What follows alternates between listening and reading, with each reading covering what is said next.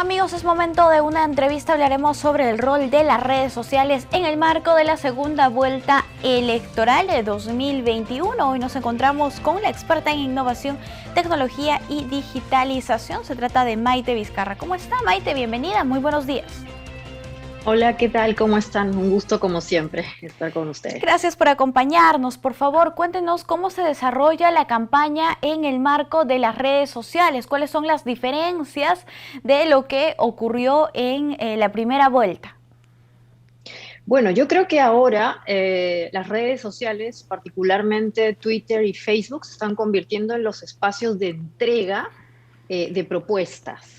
Como ya sabemos, estamos solamente a 3 semanas de que el Perú tenga un nuevo gobierno. Finalmente terminará la etapa de la segunda vuelta y eso obliga a que los dos candidatos empiecen a plantearnos propuestas concretas. Entonces, entre otras cosas, las redes sociales van a servir para entregar documentos, como pueden ser planes de gobierno, pero también documentos de apoyo, como pueden ser también estas, digamos, documentos que permiten repartirse o compartirse también por las redes sociales o incluso en el mundo real.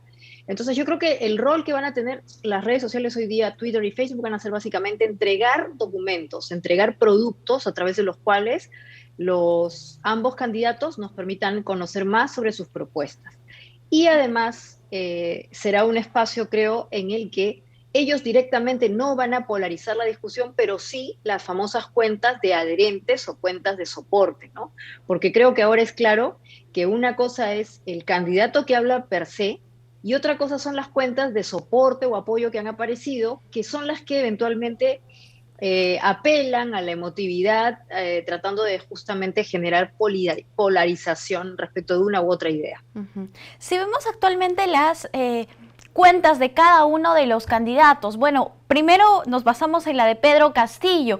En la primera vuelta no tuvo un papel protagónico, digamos, en las redes sociales, en el marco de la campaña de Pedro Castillo. Sin embargo, ahora para la segunda vuelta se ha visto que sus cuentas a través de Twitter y Facebook han crecido de una manera impresionante. ¿Cómo analizamos esto?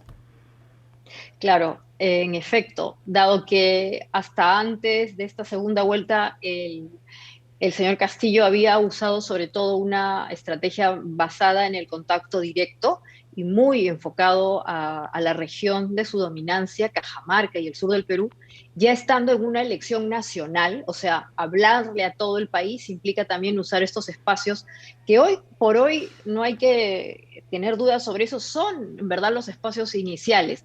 En el mundo de la tecnología digital, cuando hablamos de la entrega de contenido, se habla de ventanas para indicar que tenemos una primera ventana, que es, por ejemplo, la del celular, ¿no? Esta es la primera ventana de contacto que nosotros tenemos para descargar o tener contenidos.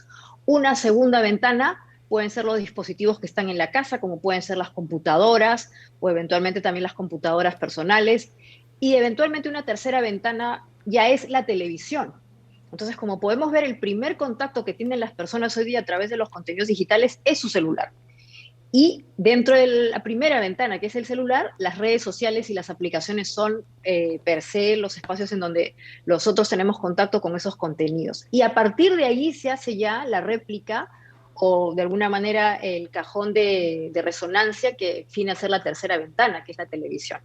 Siguiendo esa lógica, eso implica que el candidato Castillo hoy tenga más participación en la primera ventana, de acuerdo al planteamiento que estoy realizando. Por eso es que se justifica su presencia más activa, que sea el lugar donde él da pues las opiniones al estilo de, digamos, una conferencia de prensa o mini conferencia de prensa y a partir de ahí se replique por los grandes medios, ¿no?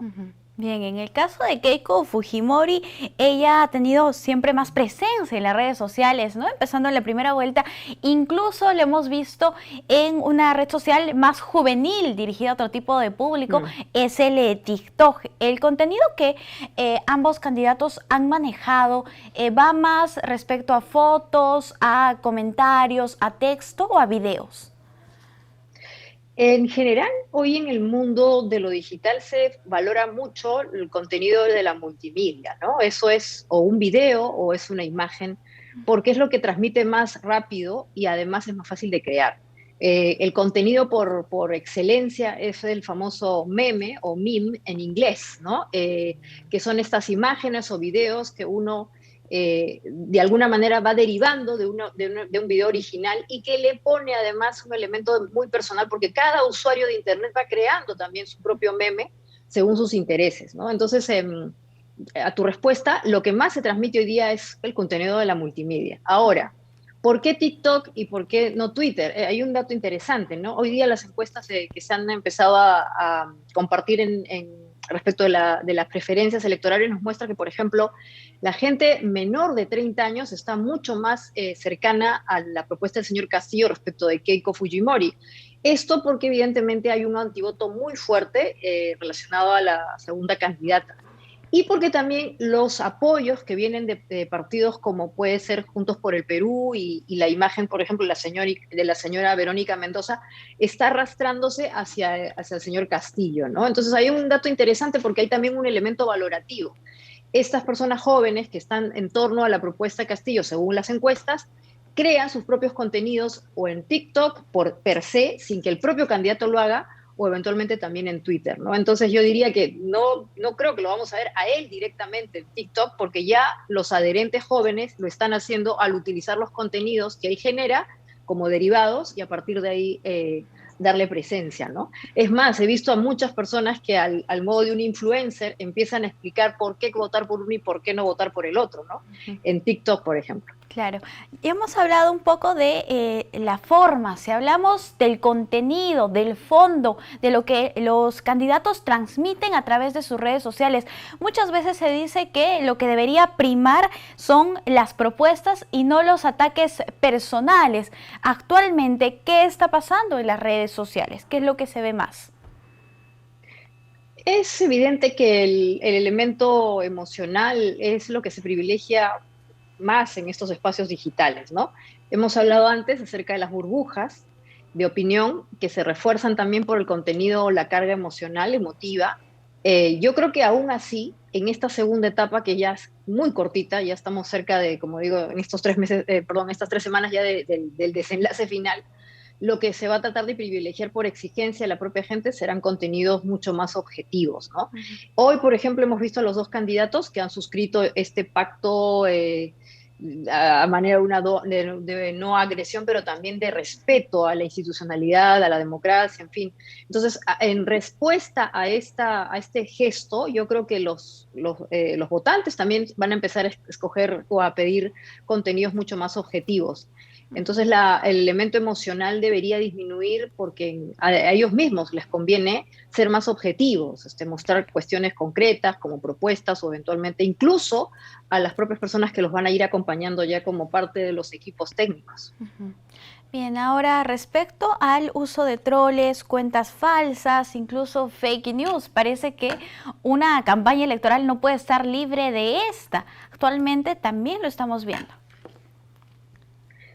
Yo diría que fue mucho más fuerte en la primera etapa, ¿no? Durante la primera vuelta. En esta segunda vuelta yo no he visto la presencia de trolls o de bots así masivamente.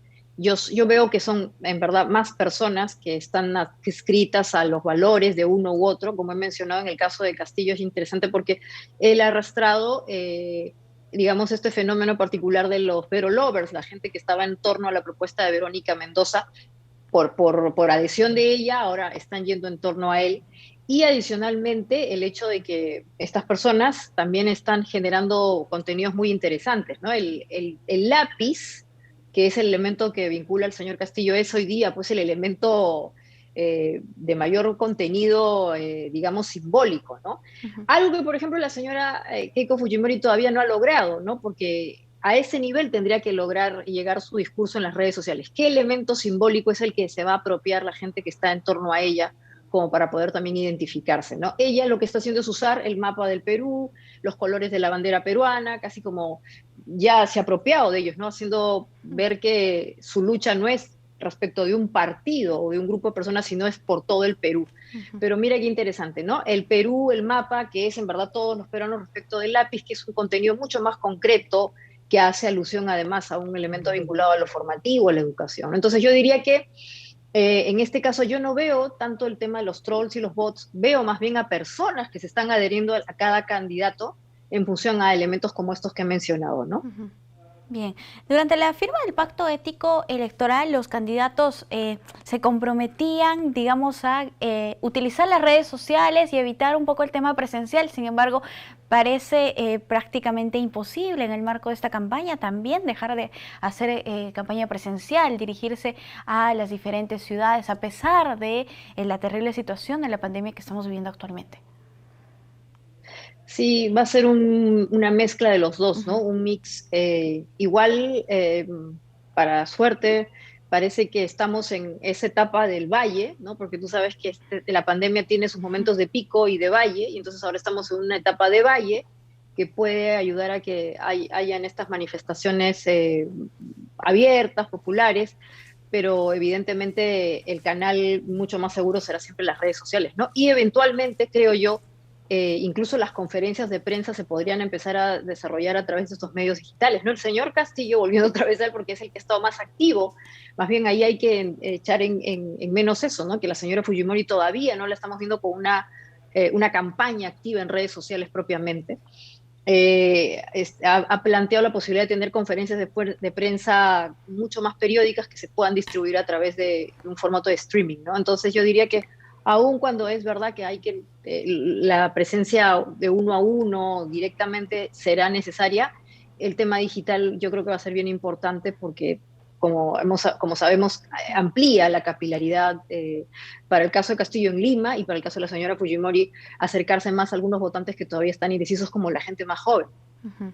Bien, bien Maite, muchísimas gracias por acompañarnos aquí en JN Noticias, pero tú tienes una actividad hoy en la Escuela Electoral y de Gobernabilidad. Coméntanos más al respecto, por favor. En efecto, estaremos allí para justamente hacer un análisis y compartir algunos inputs, ideas en torno a cómo es que las redes sociales pueden ayudarnos a dos cosas concretas, ¿no? A escoger mejor, pero al mismo tiempo a ejercer esta labor de observancia ciudadana que es cada vez más relevante en el caso del Perú.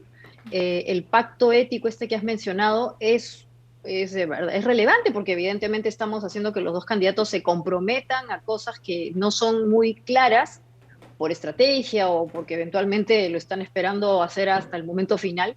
Pero como ciudadanía nosotros tenemos también la responsabilidad de poder hacer esa vigilancia ciudadana a través de las redes sociales. Entonces vamos a aprender esas cosas, cómo hacer Excelente. vigilancia ciudadana y observar cómo es que estos canales nos pueden ayudar a escoger mejor y eventualmente acompañar a quien vaya a gobernar los destinos del Perú los próximos 5 años. Perfecto, Maite, estaremos atentos entonces a esta actividad. Muchísimas gracias, hasta una próxima oportunidad. Adiós. Listo. Bien amigos, nosotros vamos a hacer una pausa. Volvemos.